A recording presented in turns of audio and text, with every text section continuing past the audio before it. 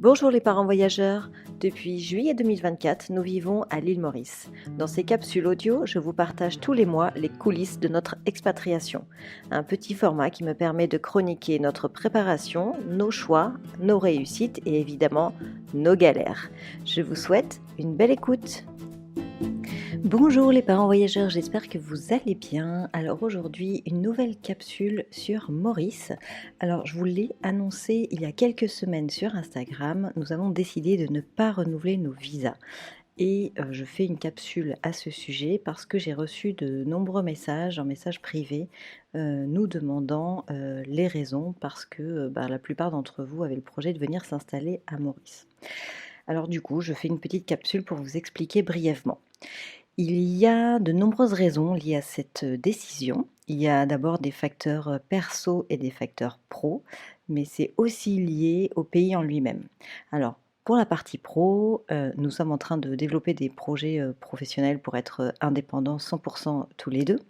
Et ceux qui sont passés par là savent que ce n'est pas linéaire dans une création d'entreprise et qu'en tout cas, en cas de pépin ou de besoin de ressources financières, en fait, on ne peut pas travailler en local ici parce que notre visa premium ne nous permet pas de travailler.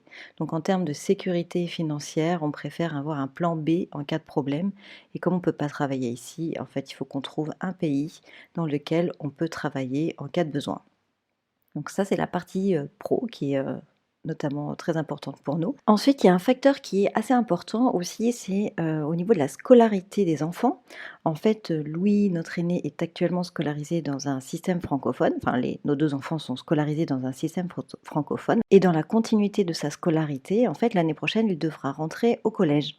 Et on s'était dit, et qu'on avait vu d'ailleurs avec les professeurs, qu'ils pouvaient faire 2 années de CM2 pour rattraper leur retard, étant donné qu'ils avaient toujours été scolarisés dans un système espagnol. Et finalement, après avoir fait le point et le bilan avec la maîtresse, il s'avère qu'en fait, il n'a pas du tout de retard et il est complètement prêt pour entrer au collège. Donc ça pose un problème parce que ça veut dire qu'on doit le changer l'année prochaine pour pouvoir ensuite, quand on rentrera en Europe ou je ne sais où, le rechanger d'établissement. Donc ça fait changer 3 années consécutives d'établissement et ça, on trouve que c'est vraiment pas cool pour lui. Et ça, c'est un sujet, en fait, qui a été assez, important, dans le choix de notre décision. Alors, en ce qui concerne la vie à Maurice, là, c'est vraiment pas évident d'en parler parce que c'est mon avis, c'est notre expérience. D'ailleurs, des amis ne vivent et ne ressentent pas du tout la même chose, donc c'est vraiment, un sujet que je vais aborder, mais qui est vraiment à prendre avec des pincettes, vraiment. C'est très personnel. Je vous le glisse ici, mais je compte sur vous pour, vous faire vous-même votre propre opinion. Alors ici, on vit clairement dans une carte postale, c'est juste incroyable. Tout est beau. Malheureusement pour nous, le cadre ne suffit pas pour se sentir bien dans un pays. Nous sommes vraiment contents d'avoir vécu cette expérience ici, mais on ne souhaite pas poursuivre, on se voit pas clairement vivre ici, à long terme. Bon, c'était pas le but à la base, hein, on était censés rester 1 an, voire 2 ans, mais voilà, c'est pas du tout un pays dans lequel on se projette à long terme. Alors, il y a beaucoup de choses dans ce pays qui nous dérangent et d'ailleurs j'en avais parlé dans la capsule qui s'appelle «Derrière la carte postale», si vous souhaitez, l'écouter. Là, je vais en donner, qu'une seule. C'est la difficulté qu'on a eue de se connecter avec les locaux dans la ville où on habite. Je précise bien dans la ville où on habite. Pour avoir échangé avec de nombreux expats et de nombreux Mauriciens, en fait, la ville où on habite, clairement, elle n'est pas propice aux échanges, aux rencontres et à l'intégration dans la vie locale. Je pense que si on avait habité ailleurs sur l'île, on aurait vécu les choses différemment. En fait, dans ma conception d'aller vivre dans un pays étranger, c'est vraiment, pour vivre quelque chose d'intime avec le pays. C'est d'apprendre les codes, c'est de vivre au son de la culture, comprendre les traditions, apprendre les subtilités de la langue aussi, mais c'est aussi de se sentir accueilli par le pays, en fait. Il faut que le pays accepte que nous, on vienne s'installer en tant qu'étrangers dans ce pays et clairement à Maurice, ça je l'ai pas senti et il y a un côté qui est très dérangeant où j'avais pas l'impression d'être à ma place. Voilà, donc ça fait partie notamment des conditions pour lesquelles nous ne souhaitons pas rester ici, plus longtemps. En revanche, nous avons rencontré des personnes formidables avec qui on a lié des liens, super forts et je dirais que heureusement qu'ils étaient là. Cette expérience à Maurice, elle a été incroyable grâce à eux.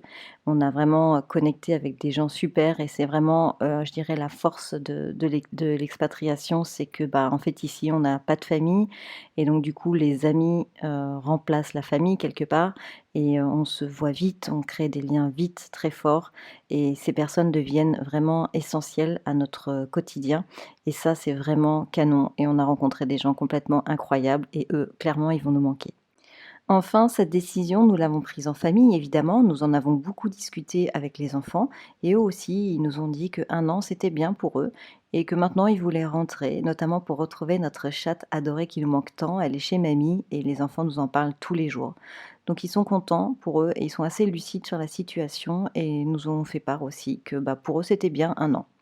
Alors, voilà, maintenant ça y est, le préavis de l'appart est donné, les billets sont pris. Début juillet, ce sera officiellement la fin. Alors là, il nous reste maintenant 2 mois. Alors, pour ceux qui nous ont déjà posé la question, on nous a demandé où est-ce qu'on rentrait.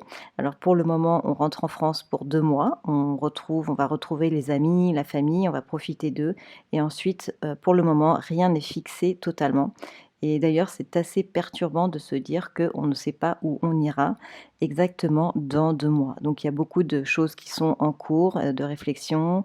On a fait des demandes sur certaines choses, donc on doit attendre, juin pour pouvoir avoir un retour de l'ensemble des actions qu'on a menées. Donc bref, il nous reste 2 mois et donc on s'est posé la question de savoir ce qu'on allait faire de ce temps, parce qu'en fait, il y a tant de choses qu'on n'a pas encore eu le temps de visiter. Oui, je vous assure, l'île est petite, mais il y a quand même énormément de choses à faire et on s'est quand même beaucoup laissé porter ces derniers mois où on a fait assez peu de visites.